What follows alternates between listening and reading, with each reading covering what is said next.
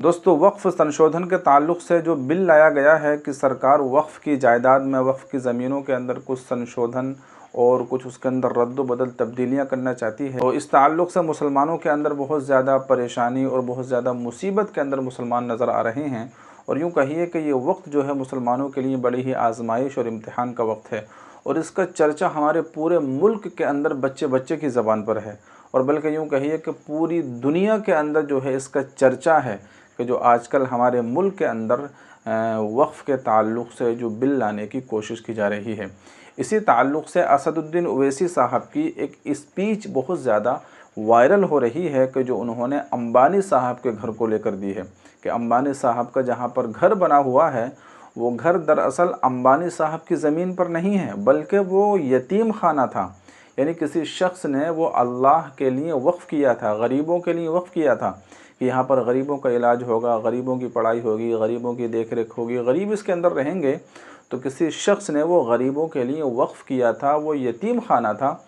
फिर अंबानी साहब ने जो है कुछ रुपये पैसे देकर थोड़े बहुत सस्ते ही में 20-25 करोड़ में उसको ख़रीद लिया आसानी के साथ। तो वो दरअसल अंबानी साहब का घर नहीं है, बल्कि वो यतीम खाना था।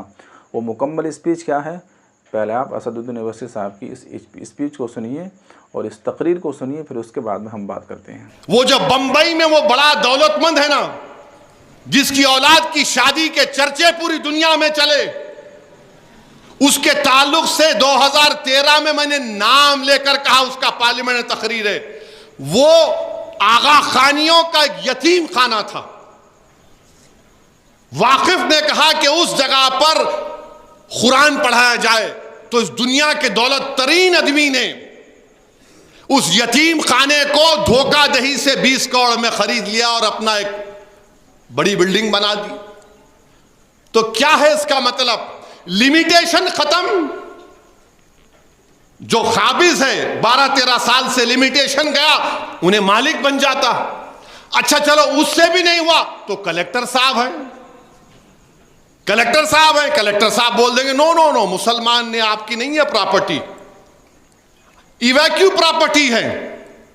यानी जो लोग पाकिस्तान को गए थे, खास तौर से पंजाब, हरियाणा, यूपी से, वो जाने से पहले भारत के नागरिक थे। उस वक्त जो भी भारत था, उन्होंने वक्फ कर दिया। तो मोदी जी बोले ओहो बहुत है रे यहां पे मलाई, अपने दोस्तों को दे सकता हूं मैं, जिसको पार्लियामेंट में हम लोग बोलते हैं डबल ए। 2 डबल ए है भारत में, कहीं असदुद्दीन अकबरुद्दीन नहीं समझना आप। ये 2 डबल ए प्लस है, वो डबल ए माइनस है। तो इवैक्यू प्रॉपर्टी का कानून खत्म, गवर्नमेंट की हो जाएंगी। पंजाब में हजारों एकड़ है, वो गैब, बचेगा क्या मेरे भाई?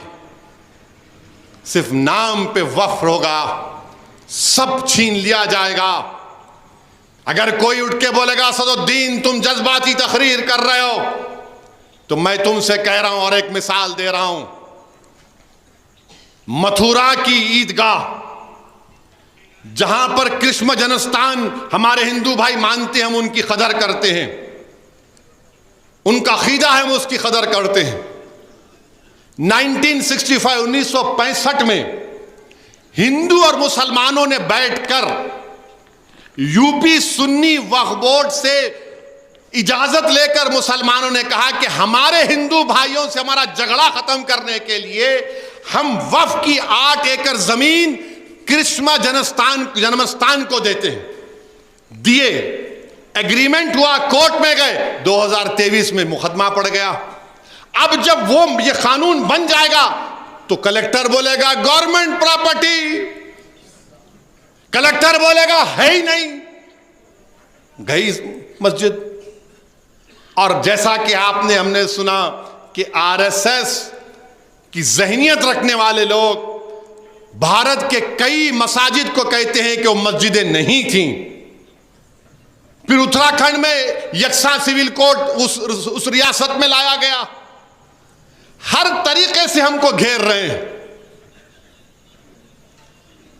एक मुसलमान इनके पास एमपी नहीं है, इनके अलायंस में नहीं है, ना इन्हों टिकट दिए नरेंद्र मोदी, मगर आज आप आके बोल रहे हैं कि मैं वक्फ की जायदाद को अच्छा करना चाहूंगा। मेरे भाई, ये हमारी शरीयत में मदाखलत है। हमको इबादत करने से रोका जा रहा है भारत के मुसलमानों को। इस तरह का बिल लाकर नरेंद्र मोदी हमको हमारी शरीयत से हमको छीनना चाह रहे हैं, हमको इबादत नहीं करने देना चाह रहे हैं। और ये इनके चमचे दुम छल्ले जो रंग बिरंगी कपड़े पहनकर चापलूसी कर रहे हैं, अरे जालिमो, तुम जब मरोगे ना तो तुम्हारे कब्रिस्तान को गवर्नमेंट डिक्लेयर कर दोगे। तुम्हारी बाप की खबर पर कोई अगर महल बना लेगा तो तुम क्या बोलोगे? मत करो चापलूसी वक्फ हुकूमत वक्फ की। तो दोस्तों, देखा आपने, असदुद्दीन ओवैसी साहब का सीधे तौर पर कहना यही है कि जो इस तरह से लोगों ने ज़मीनें हड़प रखी हैं, जो वक्फ की जायदादें लोगों ने हड़प रखी हैं, अपने कब्ज़े में कर रखी हैं, तो होना तो ये चाहिए था कि उन लोगों से ज़मीन को उनके कब्ज़े से निकाल कर मुसलमानों को दी जाती, वक्फ बोर्ड को दी जाती और ये कहा जाता कि भाई ये आपकी ज़मीनें हैं, लो, ये आप अपने कब्ज़े में लो और उनको अपने तरीक़े से इस्तेमाल करो। होना तो ये चाहिए था कि जिन लोगों ने गलत तरीक़े से वक्फ की ज़मीनें हड़प कर रखी हैं उनके कब्ज़े से निकाल कर मुसलमानों को दी जाती, लेकिन हो इसका बिल्कुल उल्टा रहा है, या उल्टा करने की कोशिश की जा रही है कि जो मुसलमानों की अपनी ज़मीनें हैं, जो लोगों ने अल्लाह के नाम पर वक्फ़ कर दी हैं, अल्लाह के नाम पर दे दी हैं, उन ज़मीनों को भी, उन मस्जिदों को, मदरसों को, खानकाहों को, कब्रिस्तानों को हमसे छीनने की कोशिश की जा रही है। तो इसलिए बेदार रहिए और ज़्यादा से ज़्यादा ईमेल कीजिए, ज़्यादा से ज़्यादा जो है जो आपको QR ये कोड दिया गया है इसको स्कैन कीजिए और अपना ईमेल ज़रूर भेजिए। अभी तक अगर आपने नहीं भेजा है तो इस काम को ज़रूर कीजिए और अपने यारों दोस्तों में इस वीडियो को ज़्यादा से ज़्यादा शेयर कीजिए, इस QR कोड को शेयर कीजिए ताकि वो लोग भी इसको भेज सकें। ये बराबर में आप वीडियो देख रहे हैं, मुकम्मल तरीक़ा मैंने जो है इस वीडियो के अंदर बताया है, लगा दिया है किस तरीक़े से आपको करना है।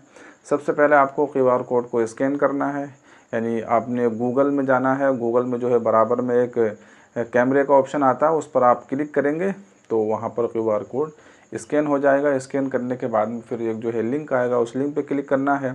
फिर जो है आपके सामने एक पूरी प्रोफाइल जो है खुल जाएगी और वहाँ पर जो है Gmail ओपन आएगा। उस पर क्लिक करने के बाद फिर जो है आपको ऊपर शेयर का बटन है, उस पर जो है क्लिक कर देना है, आपका ईमेल जो है पहुँच जाएगा। तो इस तरीके से इस काम को कीजिए, ज़रूर कीजिए।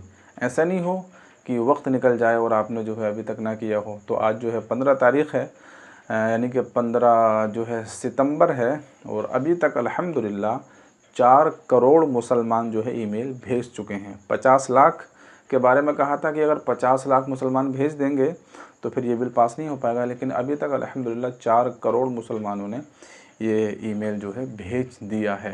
तकरीबन 4 करोड़ मुसलमानों ने भेज दिया है। अभी मुकम्मल नहीं हुई तादाद 4 करोड़ की, लेकिन हाँ मुकम्मल हो जाएगी शाम तक।